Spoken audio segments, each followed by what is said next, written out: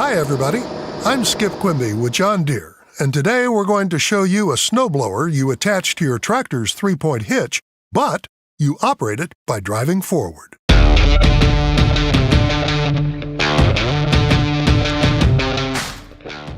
Generically, it's called an inverted snowblower, but we call it the Frontier SB1164P for pulled snowblower.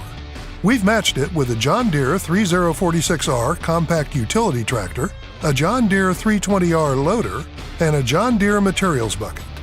And we've also included a pair of depth sticks in case we get into some really deep snow. To make hooking up and unhooking the snowblower as easy as it can be, we also added an iMatch quick hitch to our tractor. Okay, let's get started. First, Trey backs up to the snowblower, keeping his eye on the top hook of the iMatch, and everything else just falls into place. After he turns off the tractor and sets the parking brake, he makes sure the locking levers are closed and locked. He attaches the PTO, which was cut to the correct length at the dealership, and secures the restraining chain. Since we spec'd this model with hydraulic chute and deflector controls, he attaches the hydraulic hoses. Then he raises the parking stand to operating position and secures it with the locking pin. We also need to make sure the snowblower is level with the ground by adjusting the lift arm. So, after adjusting the lift arm as far as he can by hand, he uses a sturdy bar to help finish the job. Then he secures it with the locking nut.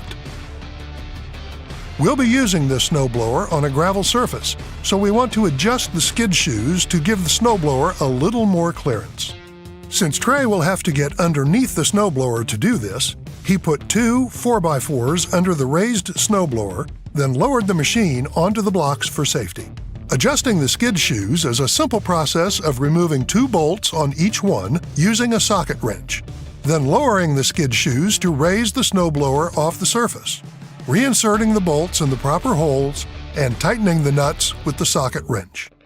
Okay, time to blow some snow.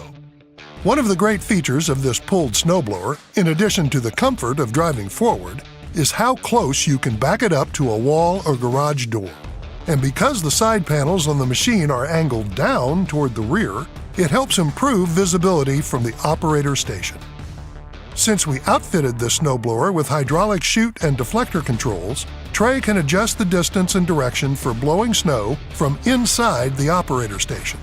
Very handy when working in parking lots or other areas where frequent adjustment might be necessary. Now here's a final tip. Always, always, always clear all snow and ice from the chute, auger, and impeller when you're finished for the day. Snow lift in them can freeze and prevent the snowblower from operating properly the next time you need it, causing damage to the machine's internal parts.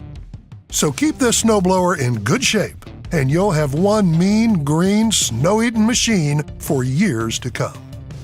Frontier has more than 400 implements and attachments that are available only from your John Deere dealer, the place to go for advice and equipment. Always read the operator's manual before operating or storing any piece of equipment, and follow all operating and safety instructions. And remember, for implements that help turn your tractor into the workhorse it was built to be, think Frontier and your John Deere dealer.